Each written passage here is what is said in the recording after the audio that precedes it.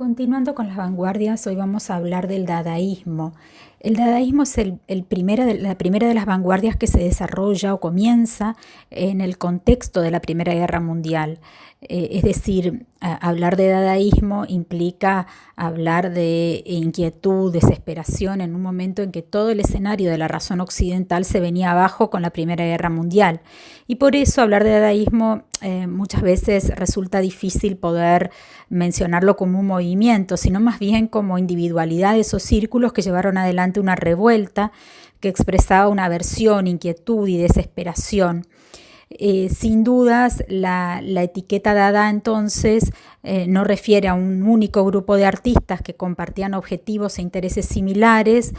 sino más bien a una gama variada de actividades y formas de producción artística y literarias que tuvo lugar en diferentes ciudades europeas entre 1916 y 1923 y que en definitiva pusieron en tela de juicio lo que hasta ese momento se entendía por arte. Desde ese punto de vista, el dadaísmo fue la vanguardia más rupturista. También debemos tener en cuenta que existieron algunas experiencias o antecedentes Dada antes del surgimiento del primer grupo dadaísta, que fue el grupo de Zúrich. Una de estas actividades pre-Dada, antes de Dada, fue el Harmony Show de Nueva York, que fue una exposición muy famosa a la que asistieron artistas europeos como Picabia y Duchamp y conformaron lo que fue un núcleo pre-Dada neoyorquino, el que se adelantó con respecto a la creación de un tipo de arte que excedía los ámbitos de lo puramente pictórico o escultórico. En ese contexto, en ese momento, Duchamp pinta desnudo bajando la escalera, que asimila o toma algunos elementos del simultaneísmo del futurismo, pero en realidad el interés de la obra no radicaba en su aspecto formal, sino en el título de la misma. No se trataba de un desnudo, ni había nadie que estuviera descendiendo por la escalera. Y también, como una obra pre-Dada, nos encontramos con La rueda de bicicleta de Duchamp, realizada en 1913, que fue una de las primeras experiencias en el campo de los ready-mades y que hay toda una discusión acerca de si realmente es una obra de Dada o ahora se habla de una artista que fue la que habría intercambiado con Duchamp esta idea, ¿no? En realidad lo que Duchamp hace es descontextualiza el objeto rueda y lo integra en un taburete blanco de cocina, y lo expone en un ámbito artístico, lo que está poniendo en cuestión si en realidad esto, por haberlo hecho un artista como él, que tenía ya un reconocimiento en el mundo del arte,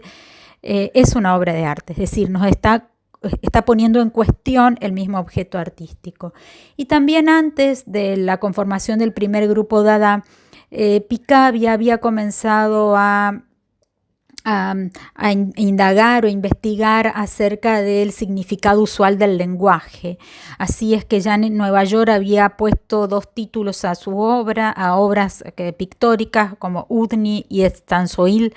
que surgieron más bien de experiencias donde los nombres eran carentes de significado, y esto va a ser un antecedente de los célebres poemas fonéticos dadaístas que va a realizar Hugo Ball 3 años más adelante. También en Nueva York hay una revista, la revista Mainland, dirigida por Arthur Cravan,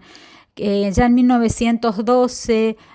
postula algunas de las ideas referidas a la irracionalidad del lenguaje y de la obra de arte, que es lo que después van a desarrollar los dadaístas.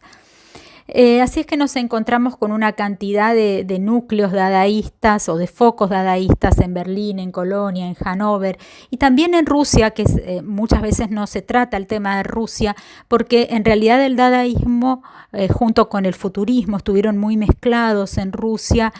fueron adoptados al principio por la misma Revolución Rusa. De hecho, Lenin había tenido contacto con el primer foco Dada, que fue el foco de Zúrich. Ese foco de Zúrich, que se había reunido en el Cabaret Voltaire y en el que realizaban espectáculos o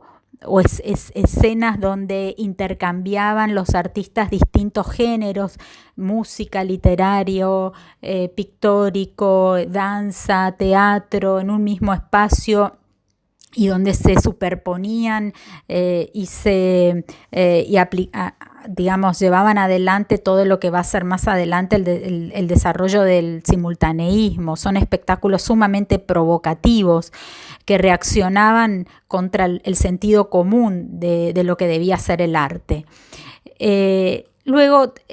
que termina la guerra, muchos de estos artistas vuelven a sus respectivos países de origen y entonces ahí es que el dadaísmo tiene una expansión más europea en los distintos focos que señalamos.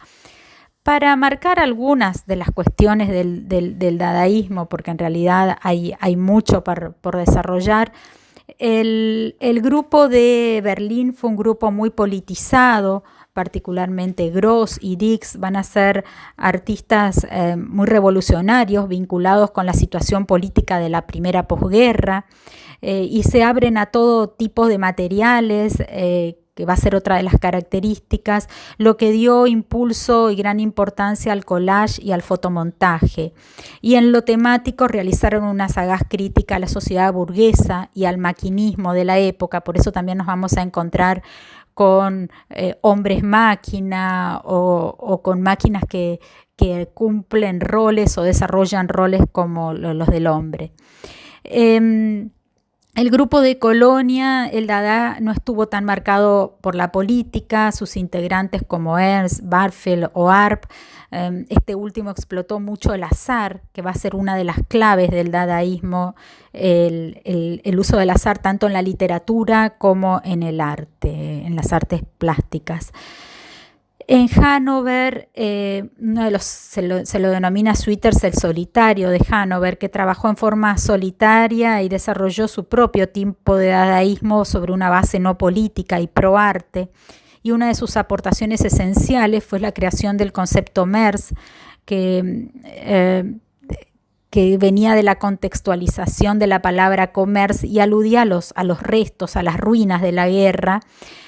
donde él utilizaba en la formación de una obra materiales encontrados por casualidad, recuerdos aleatorios de la vida cotidiana como tuercas, botones, pétalos de flores, pedazos de maderas o telas, redes, vidrios. Y acá lo que estamos viendo es que se está dando una continuidad de aquel collage que nosotros habíamos planteado con el cubismo como el primer momento en que la obra pictórica deja de ser realizada solamente con materiales pictóricos.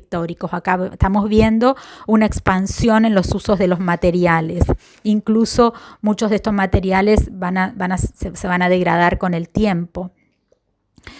En París, la llegada del Dada a París se produjo por dos vertientes. Por un lado, por Duchamp, que ya mencionamos su desarrollo en Nueva York, aunque era un artista francés, pero había estado durante la guerra en Nueva York y también estuvo en la Argentina, un poco evadiéndose de la guerra, y por la expansión del núcleo dadaísta de Zúrich, y ahí va a tener una gran importancia todo el desarrollo literario del dadaísmo en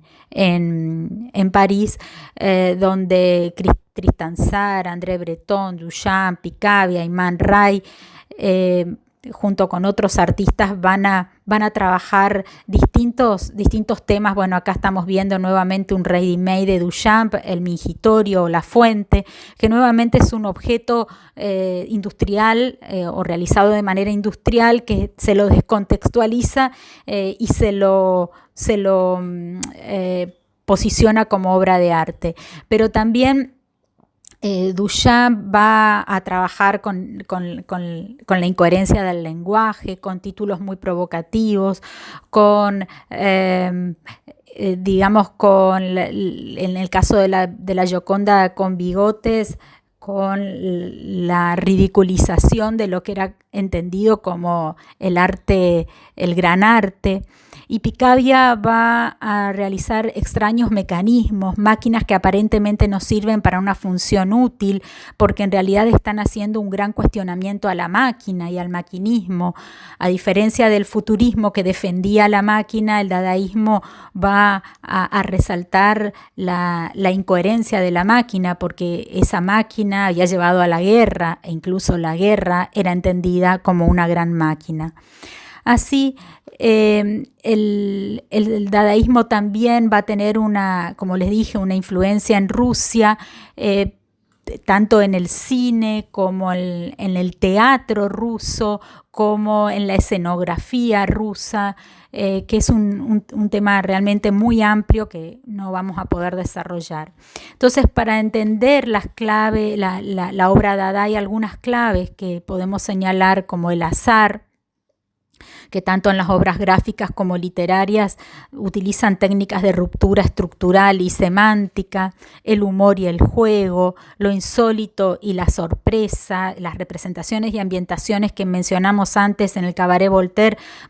se van a replicar en los distintos lugares a los que los dadaístas van a ir, provocando al público y haciendo que muchas veces el público denuncie las actividades y las exposiciones que hacían. Otro elemento para entender es el objeto Dada, que no respondía a la concepción de una escultura y que con este objeto, que ustedes lo pueden encontrar como ready-made en el caso de Duchamp, se lograba una superación de las fronteras entre técnicas, el enfoque interdisciplinario que desdibujaba las distinciones entre pintura, escultura, espacios diseñados artísticamente. También el uso de la tipografía y la fotografía. Ya nosotros habíamos visto cómo el cubismo y luego el futurismo incorporaron la tipografía, pero acá la incorporación de collage y fotomontajes con la inclusión de escritos recortados de periódicos o revistas o bien fragmentos de escritos redactados por los artistas a máquina fue una característica, como el caso de Bader en Berlín. Los antimecanismos que mencionamos hace un ratito a partir de la obra de Picabia, la simultaneidad. Aunque los iniciadores del ruidismo fueron los futuristas italianos, las sesiones dadaístas eran mucho más espectaculares. Leían simultáneamente versos de distintos escritores o aquellos compuestos por ellos mismos, a la vez que otro de ellos cantaba e interrumpía sus declamaciones en distintos idiomas con un amplio repertorio de ruidos, gritos, sollozos y silbidos. A la vez se llevaban a cabo acciones al estilo de representaciones teatrales en las que ostentaban trajes y máscaras diseñados por algunos de ellos. Así es que la interdisciplinariedad no solamente se daba en una misma obra, sino también en estos espectáculos que realizaban.